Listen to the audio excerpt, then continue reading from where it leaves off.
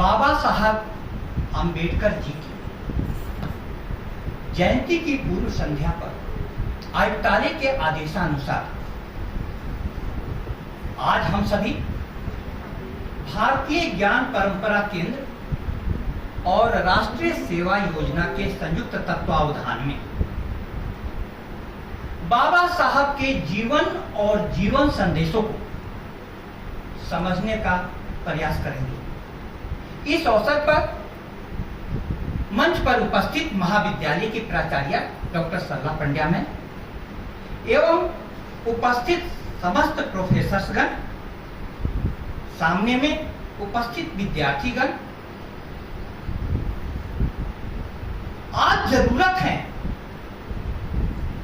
आप सभी को कि अपने जीवन के बारे में थोड़ा गंभीरता से विचार करें।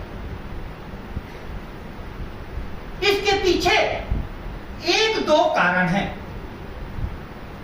सबसे बड़ा कारण अभी उच्च शिक्षा की एक रिपोर्ट आई है अजीम प्रेमजी फाउंडेशन की, जिसके अनुसार उच्च शिक्षा में नामांकन का प्रतिशत 38 से 34% हो गया, घट गया।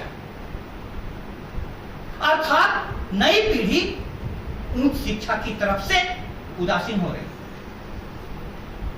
और दूसरा महत्वपूर्ण कारण है कि सुप्रीम कोर्ट का आदेश है कि शिक्षा संस्थानों में बढ़ते जा रहे अवसाद और आत्महत्या की घटनाओं को रोकने के लिए विशेष प्रयास किया गया। और तीसरा सबसे बड़ा महत्वपूर्ण कारण यह है कि आप यदि अपने जीवन में जिज्ञासा को नहीं रखेंगे, जो कि बाबा साहब अंबेडकर के जीवन का मूल था, तो आप जीवन में कभी भी ऊंचाई को प्राप्त नहीं कर पाएंगे। इस जिज्ञासा के आलोक में मैं आपको बाबा साहब के जीवन पर कुछ बताना चाहूंगा। प्यारे विद्यार्थियों, आप ध्यान करो, बाबा साहब जिस काल में जन्म लिए थे वह परतंत्रता का काल था। ब्रिटिश सरकार की गुलामी का काल था और समाज में कई प्रकार के अंधविश्वास, कुरीतियां और अन्य कई प्रकार की दिक्कतें थी। उस समय गली मोहल्लों में आज जिस प्रकार से शिक्षा संस्थान खुल गए हैं, ऐसा नहीं था। मुश्किल से कहीं स्कूल उपलब्ध होते थे और उच्च शिक्षा के लिए तो उस समय विदेश जाने के अलावा भारत में कोई चारा नहीं था। अब आज स्थितियां एकदम बदल गई हैं। गली मोहल्लों तक स्कूल कॉलेज खोल दिए गए। बाबा साहब ने जब प्रतिकूल परिस्थितियां थी, उस दौर में उन्होंने इस समाज के एक सबसे वंचित तबके का सदस्य होकर भी छुआछूत, अस्पृश्यता जैसी चुनौतियों का सामना करते हुए भी उन्होंने अपने जीवन को इतनी ऊंचाइयां दी कि भारत का संविधान को तैयार करने में सबसे महत्वपूर्ण भूमिका जिन लोगों ने निभाई, उसमें बाबा साहब का नाम अग्रगण्य है। हमने विद्यार्थियों को पूछा कि बाबा साहब के बारे में आप क्या जानते हैं। कोई भी विद्यार्थी बोलने के लिए तैयार नहीं हुआ। इसका मतलब है कि जिस गुण के कारण बाबा साहब ने इतनी ऊंचाइयां छुई, उस गुण को आपने छोड़ दिया है। कौन सा वो गुण था? बाबा साहब कब जन्म लिए, कब मरे, कहां से कौन सी डिग्री प्राप्त किए, यह महत्वपूर्ण नहीं है। उससे ज्यादा महत्वपूर्ण यह है कि बाबा साहब ने जिन प्रतिकूल परिस्थितियों में अपनी अनुकूल मानसिकता को बनाए रखा उस बात को आप अपने जीवन में उतारें, उस बात को आप अपने जीवन में उतारें। जिज्ञासा वह तत्व है जिसका मैं आज के शिक्षा संस्थानों में, आज के विद्यार्थियों में सबसे बड़ी कमी देख रहा हूं। जिज्ञासा का अर्थ क्या होता है? जानने की इच्छा, जानने की इच्छा। सभी जीवों में से मानव विशेष प्रकार का जीव बना इसलिए क्योंकि उसके जानने की इच्छा अनंत है, अनंत है, अनंत है। इसलिए एक तरफ विज्ञान विकसित हुआ जिज्ञासा के कारण, जिसने पदार्थों की दुनिया में इतनी बड़ी क्रांति कर दी। जितने भी अभी आप आविष्कार देख रहे हैं वह विज्ञान की देन है, विज्ञान की देन है। विज्ञान ने हम लोगों का जीवन आमूलचूल रूप से परिवर्तित कर दिया है। और दूसरी तरफ इसी जिज्ञासा के कारण दर्शन ने विश्व को इस प्रकार से एक इंक्वायरी माइंड दिया, एक जानने की इच्छा से को प्रेरित किया, जिसके कारण व्यक्ति इस जगत के ही बारे में नहीं, इस जीवन के ही बारे में नहीं, बल्कि इस जीवन के और जगत के पार जो कुछ है उसको भी जानने की इच्छा करता है। आप सभी को यह बात समझ में आए कि आप जानने की इच्छा के साथ यदि महाविद्यालय नहीं आते हैं तो इन शिक्षकों की प्रतिभा, जो इस महाविद्यालय में एक से एक प्रतिभा संपन्न शिक्षक हैं, उनका लाभ आप तक नहीं मिलेगा, नहीं पहुंचेगा। एक उदाहरण लो, बाहर में बारिश हो रही है और उस बारिश के समय में आप कंबल ओढ़कर अपने रूम में सोए हुए हैं, चारों तरफ से खिड़कियां बंद है, द्वार दरवाजे बंद है। क्या बारिश की एक भी बूंद आपको नसीब में होगी? एकदम नहीं होगी, एकदम नहीं होगी। आज जानने को इतना बड़ा फील्ड उपस्थित हो गया है, ज्ञान के इतने नए नए आयाम उपलब्ध हो गए हैं कि यह जीवन बहुत छोटा है, बहुत कम है। लेकिन मैं बहुत ही दुखी मन से कहता हूं कि जानने की जो इच्छा है उसका विद्यार्थियों में आज बहुत बड़ा अभाव हो गया है, बहुत बड़ा अभाव हो गया है। कारण चाहे जो हो, आपकी जिंदगी खतरे में है। आज के जो हालात है, कोई भी विद्यार्थी महाविद्यालय में एनरोल हो या नहीं हो, कहीं भी हो, वह जानने की इच्छा करेगा तो विश्व के समस्त प्रोफेसरों के वीडियो और नोट्स ऑनलाइन उपलब्ध है। और यदि आप में जिज्ञासा का भाव है तो आप महाविद्यालय आएंगे और महाविद्यालय की परिधि का चक्कर लगा करके क्लास में आए बिना स्कॉलरशिप के लिए अंगूठा लगा करके और अन्य प्रकार के कार्यालय के काम कर करके आप लौट जाएंगे। किसको सागर, किसको मीना, किसको प्याला चाहिए? कविताएं आपके दिलों तक पहुंच जाएगी। किसको सागर, किसको मीना, किसको प्याला चाहिए? मैं कदे का दर खुला है, पीने वाला चाहिए। मैं कदे का दर खुला है, पीने वाला चाहिए। नहीं समझ में आया? ये पीढ़ी कहां जा रही है? कविताओं का अर्थ, भाव एक समय में ऐसा था कि यहाँ के विद्यार्थियों के सामने में कविता बोलते ही तालियों की गड़गड़ाहट हो जाती थी। और एक समय यहां आया कि कविता के कुछ समझ में नहीं आता। कवि कह रहा है कि तुम यदि बारिश हो रही हो तो छोटा सा कप लेकर के जाओ, तुम्हारा कप भरेगा।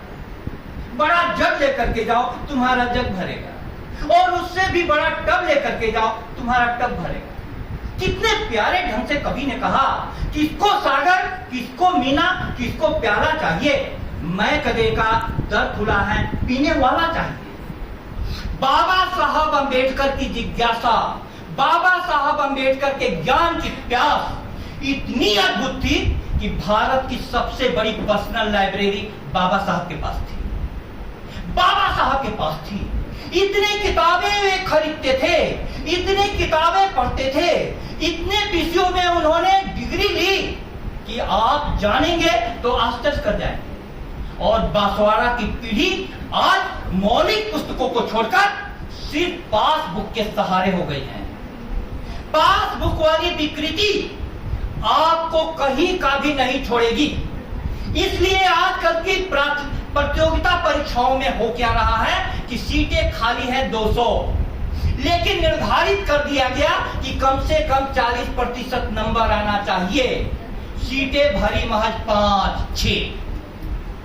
आप जानो बाबा साहब की महत्ता इसमें है कि जब लोग उनको पानी पीने नहीं देते थे, उस समय में उन्होंने अपनी प्यास के कारण ज्ञान का सागर पी लिया। एक अम्बेडकर साहब उनके टीचर थे।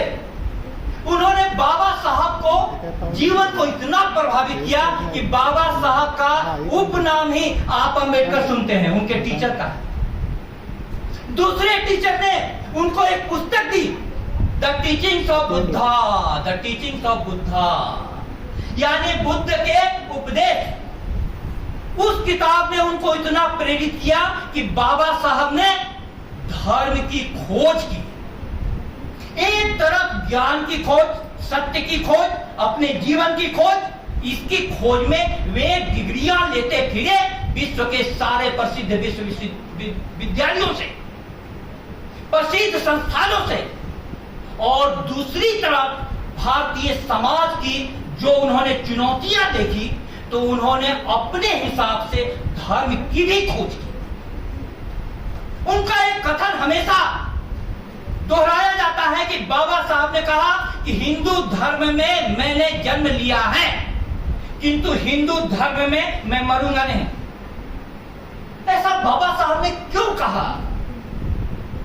इसलिए कहा कि हर धर्म में कुछ ना कुछ बुराइयां आ जाती हैं, जिसके कारण उस धर्म के एक विशेष वर्ग वंचित हो जाता है।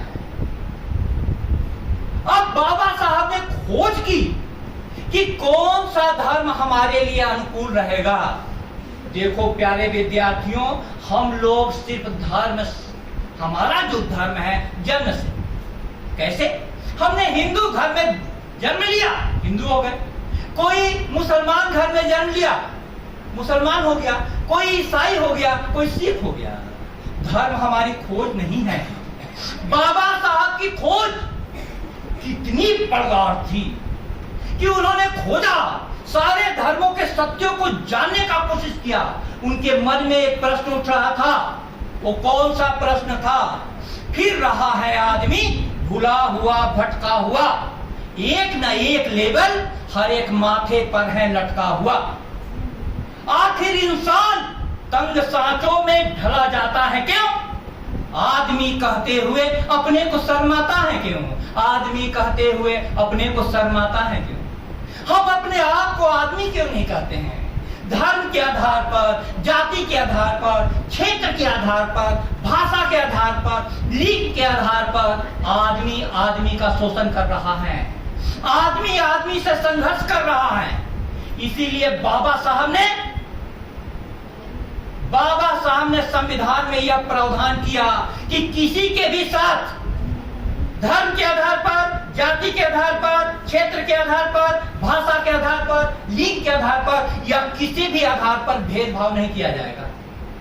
मेरे प्यारे विद्यार्थियों, आज आपको जो इतनी स्वतंत्रता मिली है, इतनी प्रकार की सुविधाएं मिली हैं, लड़कियां अपने घरों से निकल करके कॉलेज में आ रही हैं, इसके पीछे बाबा साहब का बहुत बड़ा योगदान है और संविधान द्वारा प्रदत्त अधिकारों का बहुत बड़ा योगदान है।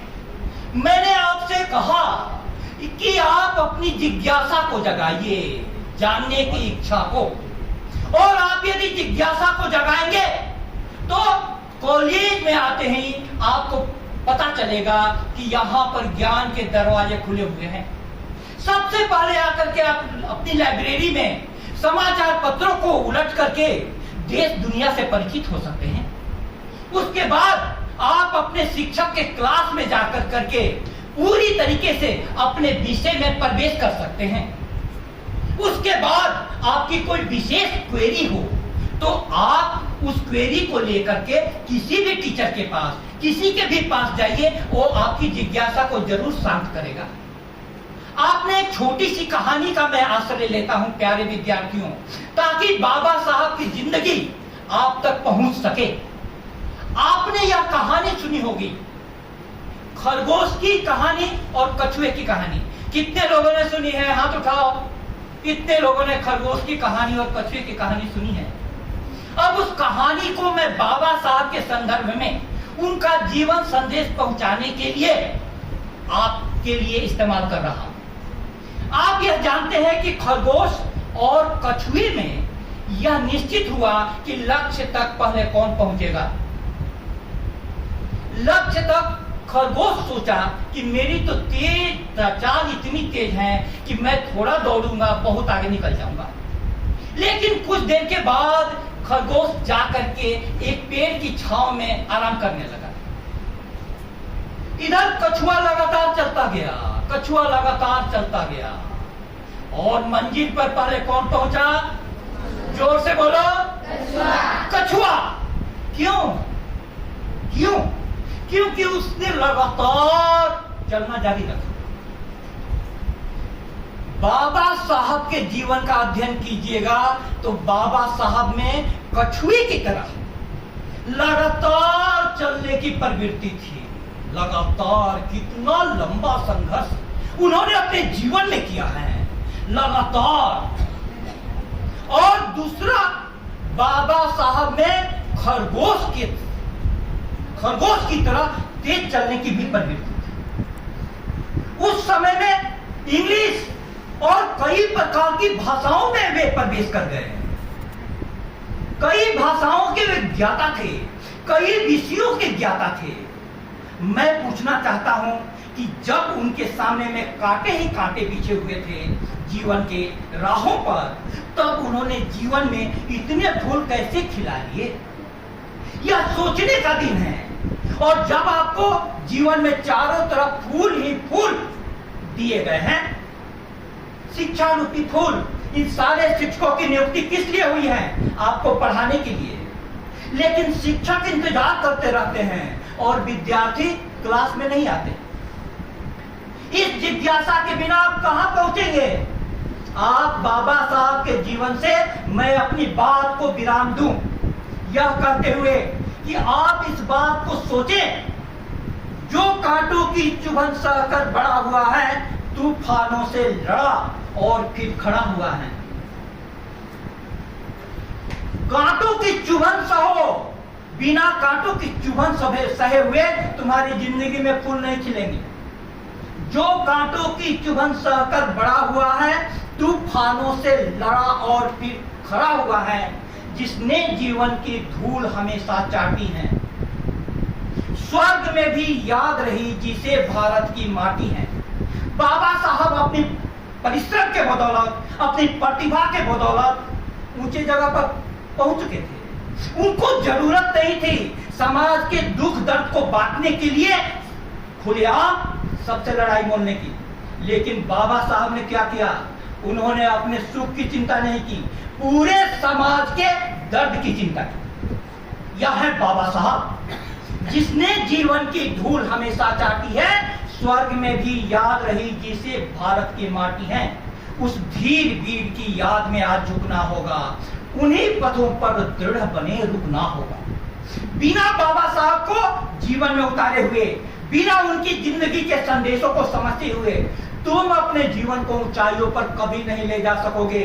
प्रिय विद्यार्थियों, एक शिक्षक के रूप में मेरी गहरी पीड़ा है कि इस कार्यक्रम को कराने के लिए 1 घंटे से मुझे परेशान होना पड़ा। आखिर व्यवस्था का काम है कि व्यवस्था हमें दे, और आपका काम है कि आपको कार्यक्रम कराना चाहिए था। लिखने से लेकर के आपको बुलाने तक का काम शिक्षक कर रहा है। यह शिक्षा जगत कहां जाएगा? यदि बाबा साहब के एक गुण जिज्ञासा को आपने जीवन में नहीं उतारा, आपकी जिंदगी बहुत बड़े खतरे में है। इसलिए इस अवसर पर बाबा साहब को सादर नमन करते हुए मैं आप सभी से अनुरोध करता हूं कि यह पीढ़ी बांसवाड़ा की जो पासबुकों की गिरफ्त में जा चुकी है, पासबुक की विकृति अपना चुकी है, मौलिक पुस्तकों की संस्कृति की ओर लौटे। दूसरी बात, जो कॉलेज से दूर चलती चली जा रही है, उनको मैं आह्वान करूंगा कि क्लास की ओर लौटो, अन्यथा नए बाबा साहब पैदा नहीं होंगे। आप सभी ने इतने ध्यान से सुना मेरी बातों को, ये बातें आपके जीवन में पहुंच जाए, आपके दिलो दिमाग में उतर जाए और आप इसका जीवन में प्रयोग करें, तो बाबा साहब की जिंदगी और उनके जीवन संदेश आपके जीवन को बदल सकते हैं। बहुत बहुत धन्यवाद।